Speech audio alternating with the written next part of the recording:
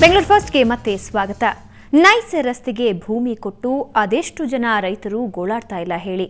ಅದೇ ನೈಸ್ ರಸ್ತೆಗೆ ಕಷ್ಟಪಟ್ಟು ಖರೀದಿಸಿದ ನಿವೇಶನ ಬಿಟ್ಕೊಟ್ಟು ವ್ಯಕ್ತಿಯೊಬ್ಬ ಪರಿತಪಿಸ್ತಾ ಇದ್ದಾರೆ. ಆದರೆ ಇವರು ರೈತರಲ್ಲ, ಬದಲಾಗಿ ಒಬ್ಬ ಬಡ ತರಕಾರಿ ವ್ಯಾಪಾರಿ.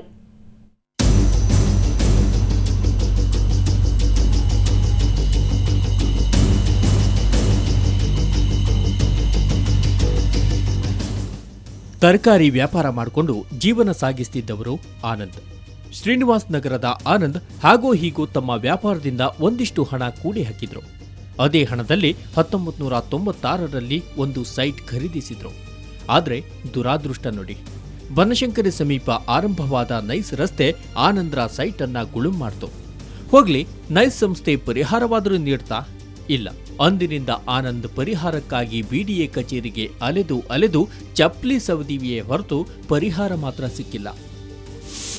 ಅವಾಗಿಂದನೂ ಎಲ್ಲರ ಹತ್ರ ಓಡಾಡ್ತಾ ಇದ್ವಿ. ಬಿಡಿಎಗೆ ಹೋದು ಫಸ್ಟ್ ಏನು ಹೇಳಿದ್ರು ಅವರು, ಬಿಡಿಎದರಿಗೆ ಹೋಗಿ ಬಿಡಿಎದರ ಹತ್ರ ವಿಚಾರಿಸಿ ನಿಮ್ಮ ಸೈಟ್ ಏನೇನಾಗಿದೆ ಹೋಗಿ ವಿಚಾರಿಸಿ ಅಂತ ಕೇಳಿದರು. ತಾವು ಹೋಗಿ ಬಿಡಿಎದರ ಹತ್ರ ಹೋಗಿ ಕೇಳಿದಾಗ ಇದು ನೈಸಿಗೆ ಸಂಬಂಧಪಟ್ಟಿದ್ದು ನೈಸ್ ಅವ್ರನ್ನ ಕೇಳಿ ಅಂತ ಅಂದರು. ನೈಸ್ ಅವ್ರ ಹತ್ರ ಕೇಳಿದ್ದಕ್ಕೆ ಇದು ನಾವು ಬಿಡಿಎದರ ಹತ್ರ ನಾವು ಜಮೀನು ತಗೊಂಡಿದ್ದೀವಿ ಅಂತ ಹೇಳಿದರು. ನ್ಯಾಯ ಒದಗಿಸಿಕೊಡುವಂತೆ ಆನಂದ್ ಮಾಜಿ ಸಿಎಂ ಸದಾನಂದ ಗೌಡ, ಹಾಲಿ ಸಿಎಂ ಸಿದ್ದರಾಮಯ್ಯಗೆ ಮನವಿ ಮಾಡಿಕೊಂಡಿದ್ರು. ಈ ಬಗ್ಗೆ ಪರಿಶೀಲಿಸಿ ಪರಿಹಾರ ಒದಗಿಸಿಕೊಡುವಂತೆ ಬಿಡಿಎ ಅಧಿಕಾರಿಗಳಿಗೆ ಸೂಚಿಸಿದ್ರೂ ಪ್ರಯೋಜನವಾಗಿಲ್ಲ. ನಮಗೇನು ಪರಿಹಾರ ಇಲ್ಲದಿರೋದಕ್ಕೆ ಇದೇ ಒಂದು ಯೋಚನೆಯಲ್ಲಿ ನಮ್ಮ ಮನೆಯವ್ರಿಗೆ ಹುಷಾರಿಲ್ದಂಗೆ ಆಯಿತು. ಹಂಗಾಗಿ ಮೊನ್ನೆ ದಿನ ನಾವು ಸಿದ್ದರಾಮಯ್ಯವ್ರನ್ನ ಜನಸ್ಪಂದನ ಕಾರ್ಯಕ್ರಮದಲ್ಲಿ ಮೀಟ್ ಮಾಡಿದ್ವಿ. ಅವರು ಇಮಿಡಿಯೇಟ್ ಕಾರ್ಯ ಕೈಗೊಳ್ಳಿ ಅಂತ ಹೇಳಿದ್ದಾರೆ. ಆದರೂ ಕೈಗೊಳ್ಳಿ ಅಂತ ಹೇಳಿದ ಮೇಲೆ ಮೊನ್ನೆ ದಿನ ತಿಳುವಳಿಕೆ ಪತ್ರ ಕೊಟ್ಟಿದ್ದಾರೆ. ಇನ್ನು ನೀವು ಡಾಕ್ಯುಮೆಂಟ್ಸ್ಗಳು ತಂದು ಕೊಡಬೇಕು. ಎಷ್ಟು ಡಾಕ್ಯುಮೆಂಟ್ಸ್ ಏನು ಅಂತ ತಂದು ಕೊಡೋದು, ಎಷ್ಟೊಂದು ಸರಿ ಡಾಕ್ಯುಮೆಂಟ್ಸ್ ತಂದು ಕೊಡೋದು ಅವರಿಗೆ. ಇಬ್ಬರು ಮುಖ್ಯಮಂತ್ರಿಗಳ ಮಾತಿಗೆ ಅಧಿಕಾರಿಗಳು ಕಿಮ್ಮತ್ತು ನೀಡಿಲ್ಲ ಅಂದಮೇಲೆ ಆನಂದ್ಗೆ ನ್ಯಾಯ ಎಲ್ಲಿಂದ ಸಿಗ್ಬೇಕು ಹೇಳಿ? ಪರಿಹಾರಕ್ಕಾಗಿ ಅಲೆದು ಹೊಟ್ಟೆಪಾಡಿಗಾಗಿ ತರಕಾರಿ ಅಂಗಡಿ ನಡೆಸುತ್ತಿದ್ದಾರೆ. ಇನ್ನಾದರೂ ಆನಂದ್ ಕುಟುಂಬಕ್ಕೆ ನ್ಯಾಯ ಸಿಗುತ್ತಾ? ಕಾದು ನೋಡಬೇಕು. ಬೆಂಗಳೂರಿನಿಂದ ಕ್ಯಾಮರಾಮನ್ ಸುರೇಶ್ ಜೊತೆ ಮಸೂದ್ ದೊಡ್ಡಬಾಗಿಲು, ಸುವರ್ಣ ನ್ಯೂಸ್. ಬೆಂಗಳೂರಿನ ರಸ್ತೆಗಳಲ್ಲಿ ಇನ್ನು ಮುಂದೆ ಗುಂಡಿಗಳೇ ಇರಲ್ಲ, ಕೇವಲ 10 ದಿನಗಳಲ್ಲಿ ಮಾಯ ಮಾಡ್ತೀವಿ ಅಂತ ರಾಮಲಿಂಗಾರೆಡ್ಡಿ ಭರವಸೆ ಕೊಟ್ಟಿದ್ರು. ಆದರೆ ಆ ಗಡುವು ಮುಗಿದು ಇವತ್ತಿಗೆ 7 ದಿನವಾಯಿತು. ಹಾಗಾದ್ರೆ ಗುಂಡಿಗಳನ್ನ ಮುಚ್ಚಲಾಗಿದೆಯಾ? ಈ ಬಗ್ಗೆ ಮಾಗಡಿ ರಸ್ತೆಯಲ್ಲಿ ನಮ್ಮ ಪ್ರತಿನಿಧಿ ರಜನಿ ನಡೆಸಿದ ರಿಯಾಲಿಟಿ ಚೆಕ್ ಇಲ್ಲಿದೆ ನೋಡಿ.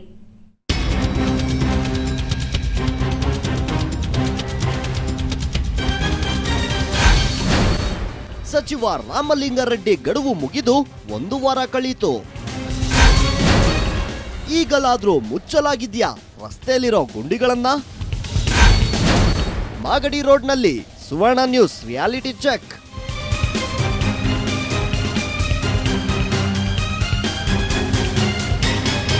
ನಾವೀಗ ಬೆಂಗಳೂರಿನ ಮಾಗಡಿ ರಸ್ತೆಯಲ್ಲಿರುವಂತ ಪ್ರಸನ್ನ ಥಿಯೇಟರ್ ಮುಂಭಾಗದಲ್ಲಿದ್ದೀವಿ. ಹಾಗಾದ್ರೆ ಈ ರಸ್ತೆಯಲ್ಲಿ ಗುಂಡಿಗಳ ಕತೆ ಏನಾಗಿದೆ, ಅದನ್ನು ಮುಚ್ಚುವ ಕೆಲಸ ನಡೆದಿದೆಯಾ ಅಂತ ರಿಯಾಲಿಟಿ ಚೆಕ್ ಮಾಡೋಕ್ಕೆ ಅಂತ ಇಲ್ಲಿಗೆ ಬಂದಿದ್ದೀವಿ. ಆದರೆ ಇಲ್ಲಿಗೆ ಬಂದಮೇಲೆ ನಮಗೊಂದು ವಿಷಯ ತಿಳಿಯಿತು. ಈ ರಸ್ತೆಯಲ್ಲಿ ರೈನ್ ವಾಟರ್ ಹಾರ್ವೆಸ್ಟಿಂಗ್ ಅಂದರೆ ಮಳೆ ನೀರಿನ ಕೊಯ್ಲು ಪದ್ಧತಿನ ಅನುಸರಿಸಲಾಗ್ತಿದೆ ಅಂತ. ಆಶ್ಚರ್ಯ ಆಗ್ತಾ ಇದೆಯಾ? ಬನ್ನಿ ತೋರಿಸ್ತೀನಿ. ನೀವಿಲ್ಲಿ ನೋಡ್ತಾ ಇರ್ಬೋದು, ಈ ರಸ್ತೆ ಎಷ್ಟು ವಿಶಾಲವಾಗಿದೆಯೋ ಅದಕ್ಕಿಂತ ಹೆಚ್ಚಾಗಿದೆ ಇಲ್ಲಿನ ಗುಂಡಿಗಳು. ಪ್ರತಿ ಹೆಜ್ಜೆಗೆ, ನಾನಿಲ್ಲಿ ಹೆಜ್ಜೆ ಇಟ್ಟಲ್ಲೆಲ್ಲ ಒಂದೊಂದು ಗುಂಡಿನ ಕಾಣ್ತಾ ಇದೆ. ಪ್ರತಿ ಗುಂಡಿಯಲ್ಲೂ ನೀರು ತುಂಬಿಕೊಂಡಿರೋದನ್ನ ಸಹಿತ ನೀವು ನೋಡ್ಬೋದು. ಹೀಗೆ ಎಲ್ಲ ಗುಂಡಿಗಳಲ್ಲೂ ನೀರು ತುಂಬಿಕೊಂಡಿದೆ. ಒಂದು ಸಣ್ಣ ಮಳೆ ಬಂದರೂ ಇಲ್ಲಿ ನೀರು ತುಂಬತ್ತೆ. ಅದರಿಂದ ಪ್ರತಿ ಗುಂಡಿಯಲ್ಲೂ ನೀರು ತುಂಬಿಕೊಂಡಿದ್ರೆ ಅದರಿಂದ ಮಳೆ ಕೊಯ್ಲು ಅತ್ಯಂತ ಯಶಸ್ವಿಯಾಗತ್ತೆ. ಅದರ ಜೊತೆ ಬೆಂಗಳೂರಿನ ಅಂತರ್ಜಲ ಸಹಿತ ಹೆಚ್ಚಾಗತ್ತೆ. ಇಂಥದ್ದೊಂದು ಒಳ್ಳೆ ಉದ್ದೇಶ ಇಟ್ಕೊಂಡೆ ಅನಿಸುತ್ತೆ. ಈ ರಸ್ತೆಯಲ್ಲಿರೋ ಗುಂಡಿಗಳನ್ನು ಮುಚ್ಚುವ ಪ್ರಯತ್ನಕ್ಕೆ ಕೈ ಹಾಕಿಲ್ಲ. ನೀವಿಲ್ಲಿ ನೋಡ್ತಾ ಇರ್ಬೋದು, ವೆಹಿಕಲ್ಗಳು ಎಷ್ಟೊಂದು ಕಷ್ಟಪಡ್ತಾ ಇದ್ದಾರೆ ವಾಹನ ಸವಾರರು. ಅದರಲ್ಲೂ ದ್ವಿಚಕ್ರ ವಾಹನ ಸವಾರರಂತೂ ಬಹುಶಃ ಇಲ್ಲಿ ಬಿದ್ದರೂ ಆಶ್ಚರ್ಯ ಇಲ್ಲ. ಇಲ್ಲಿ ಪ್ರತಿನಿತ್ಯ ಬೀಳುವವರ ಸಂಖ್ಯೆಯು ಹೆಚ್ಚಾಗೇ ಇದೆ. ಮತ್ತು ಸ್ಲೋ ಮೂವಿಂಗ್ ಟ್ರಾಫಿಕ್ ಅತ್ಯಂತ ಪ್ರಮುಖವಾದ ಈ ರಸ್ತೆಯಲ್ಲಿ ಇಷ್ಟೊಂದು ಸ್ಲೋ ಮೂವಿಂಗ್ ಟ್ರಾಫಿಕ್ ಇರೋ ಕಾರಣ ಈ ಗುಂಡಿಗಳು. ನಿಜ ಹೇಳಬೇಕು ಅಂದರೆ ಈ ರಸ್ತೆಯಲ್ಲಿ ರೈನ್ ವಾಟರ್ ಹಾರ್ವೆಸ್ಟಿಂಗಿಂತ ಭತ್ತ ಬಿತ್ತಿ ಬೆಳೆನೇ ಬೆಳಿಬೋದು ಅನಿಸುತ್ತೆ. ಈ ರಸ್ತೆಯಲ್ಲಿರೋ ಗುಂಡಿಗಳನ್ನು ಮುಚ್ಚೋದಕ್ಕಿಂತ ಈ ರಸ್ತೆಯನ್ನು ಪುನರ್ ನಿರ್ಮಾಣ ಮಾಡೋದೇ ಸೂಕ್ತ ಅನ್ನಿಸ್ತಾ ಇದೆ. ಬೆಂಗಳೂರಿಂದ ಕ್ಯಾಮ್ರಾಮನ್ ಸುರೇಶ್ ಜೊತೆ ರಜನಿ MG, ಸುವರ್ಣ ನ್ಯೂಸ್. ಶ್ರೀ ಪದ್ಮರಾಜ ಸಾಮಾಜಿಕ ಸಾಂಸ್ಕೃತಿಕ ಮತ್ತು ಕ್ರೀಡಾ ಯುವ ವೇದಿಕೆ ಬಡ ವಿದ್ಯಾರ್ಥಿಗಳಿಗೆ ಉಚಿತವಾಗಿ ನೋಟ್ಬುಕ್ ವಿತರಿಸಿತು.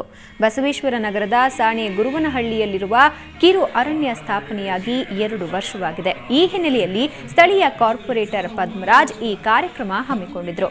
ಕಾರ್ಯಕ್ರಮದಲ್ಲಿ ಮಾಜಿ ಡಿಸಿಎಂ ಆರ್ ಅಶೋಕ್, ಮಾಜಿ ಸಚಿವ ಸುರೇಶ್ ಕುಮಾರ್ ಭಾಗವಹಿಸಿದ್ರು. ಸುಮಾರು 1 ಲಕ್ಷ ಉಚಿತ ನೋಟ್ಬುಕ್ಗಳನ್ನು ವಿದ್ಯಾರ್ಥಿಗಳಿಗೆ ಹಂಚಲಾಯಿತು. ಅಲ್ಲದೆ ವಾರ್ಡ್ನ ಮಹಿಳೆಯರಿಗೆ ಸೀರೆ ಹಾಗೂ ಆಟೋ ಚಾಲಕರಿಗೆ ಸಮವಸ್ತ್ರವನ್ನ ವಿತರಿಸಲಾಯಿತು.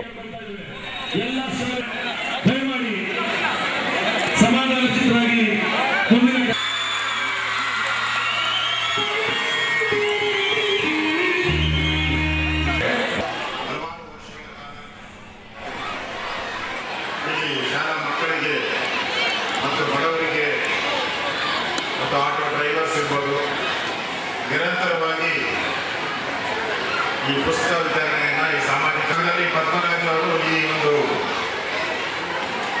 ಈ ಪಾರ್ಕ್ ಏನಿರ್ಬೋದು, ಪ್ಲೇ ಗ್ರೌಂಡ್ ಏನಿದೆ ಅದನ್ನು ಕಾಪಾಡುವಂಥ ದೃಷ್ಟಿಯಿಂದ ಕಳೆದ 15-16 ವರ್ಷಗಳ ಕಾಲ ಈ ಭಾಗದಲ್ಲಿ ಹೋರಾಟ ಮಾಡಿದ್ದಾರೆ. ತಾಲಿಬಾನ್ಗಳ ಗುಂಡೇಟು ತಿಂದು ಮಕ್ಕಳ ಶಿಕ್ಷಣ ಹಕ್ಕಿಗಾಗಿ ಧೈರ್ಯವಾಗಿ ಹೋರಾಟ ನಡೆಸ್ತಾ ಇರುವ ಪಾಕಿಸ್ತಾನದ ಮಲಾಲಾ ವಿಶ್ವಸಂಸ್ಥೆಯ ಯುವ ಅಧಿವೇಶನದಲ್ಲಿ ಶುಕ್ರವಾರ ಭಾಷಣ ಮಾಡಿ ಶಹಬಾಸ್ ಗಿರಿ ಗಿಟ್ಟಿಸಿದ್ಲು. ಆದರೆ ಅದೇ ವೇದಿಕೆಯಲ್ಲಿ ಮಲಾಲಾಳಿಂದ ಪ್ರಶಸ್ತಿ ಸ್ವೀಕರಿಸಿ ಮೊನಚಾದ ಮಾತುಗಳಿಂದ ಬೆಂಗಳೂರಿನ ಹುಡುಗಿಯೊಬ್ಬಳು ಸಹ ಜನರ ಮನಗೆದ್ದಿರುವ ವಿಚಾರ ಬಹುತೇಕರಿಗೆ ತಿಳಿದಿಲ್ಲ. ದೃಷ್ಟಿಚೇತನ ಮಕ್ಕಳ ಶಿಕ್ಷಣ ಹಕ್ಕಿಗಾಗಿ ಹೋರಾಟ ನಡೆಸ್ತಾ ಇರುವ ಬೆಂಗಳೂರಿನ ಅಶ್ವಿನಿ ಅಂಗಡಿ ವಿಶ್ವಸಂಸ್ಥೆಯಲ್ಲಿ ಭರ್ಜರಿ ಶಹಬಾಸ್ ಗಿರಿ ಗಿಟ್ಟಿಸಿದ ಬಾಲಕಿ. ಶುಕ್ರವಾರ ವಿಶ್ವಸಂಸ್ಥೆಯ ಮಹಾಪ್ರಧಾನ ಕಾರ್ಯದರ್ಶಿ ಬ್ಯಾನ್ ಮೂನ್ಕಿ ಜೊತೆ ಹಾಗೂ ಬ್ರಿಟನ್ನಿನ ಮಾಜಿ ಪ್ರಧಾನಿ ಗಾರ್ಡನ್ ಬ್ರೌನ್ ಜೊತೆ ವೇದಿಕೆ ಹಂಚಿಕೊಳ್ಳೋ ಅದೃಷ್ಟ ಈಕೆಗೆ ಸಿಕ್ತು. ಕರ್ನಾಟಕದ ಬಡ ಕುಟುಂಬದಲ್ಲಿ ಹುಟ್ಟಿದ ಅಶ್ವಿನಿ ಹುಟ್ಟಿದಾಗಿನಿಂದಲೇ ದೃಷ್ಟಿ ಕಳೆದುಕೊಂಡವಳು. ಆದರೆ ಧೃತಿಗೆಡದೆ ಕಷ್ಟಪಟ್ಟು ಓದಿ ಈಗ ಲಿಯನಾರ್ಡೋ ಚರ್ಚೈ ಡಿಸಬಿಲಿಟಿ ಸಂಸ್ಥೆ ಜೊತೆ ಸೇರಿ ಹೋರಾಟ ನಡೆಸ್ತಾ ಇದ್ದಾಳೆ. ಶ್ರೀ ಸಾಯಿಗೋಲ್ಡ್ ಪ್ಯಾಲೇಸ್ನ